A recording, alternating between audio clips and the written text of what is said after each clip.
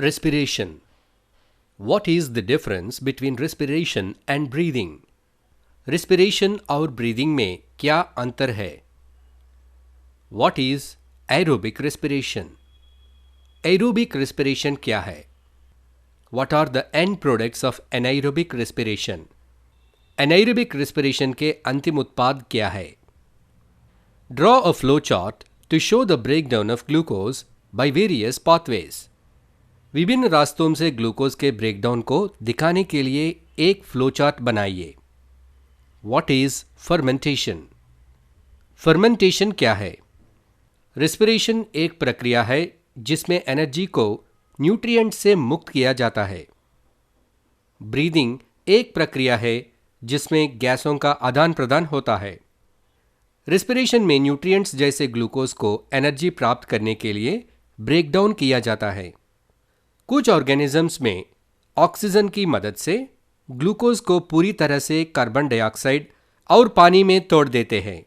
इसे aerobic respiration कहा जाता है. ईस्ट जैसे जीवों के मामले में ऑक्सीजन की एब्सेंस में ग्लूकोज इथेनॉल और कार्बन डाइऑक्साइड में बदल जाता है. इसे फर्मेंटेशन कहा जाता है. ये एक प्रकार का एनाएरोबिक रेस्पिरेशन है. एरोबिक रेस्पिरेशन में एनर्जी की रिहाई एनाएरोबिक रेस्पिरेशन की तुलना में बहुत अधिक है. What is the common step of glucose breakdown in all types of respiration? सभी प्रकार के रेस्पिरेशन में ग्लूकोज के ब्रेकडाउन का कॉमन स्टेप क्या है? Name the intermediate and the end products of glucose breakdown in aerobic respiration.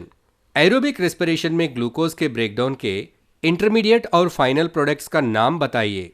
सभी मामले में फर्स्ट स्टेप ग्लूकोज का ब्रेकडाउन. इसमें 6 कार्बन वाली ग्लूकोज 3 कार्बन वाली 2 पाइरुवेट मॉलिक्यूल्स के रूप में बदल जाती है.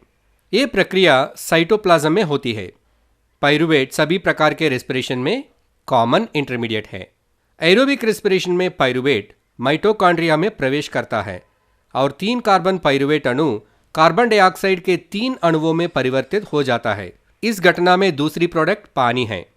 फर्मेंटेशन की अंतिम उत्पाद इथेनॉल और कार्बन डाइऑक्साइड है.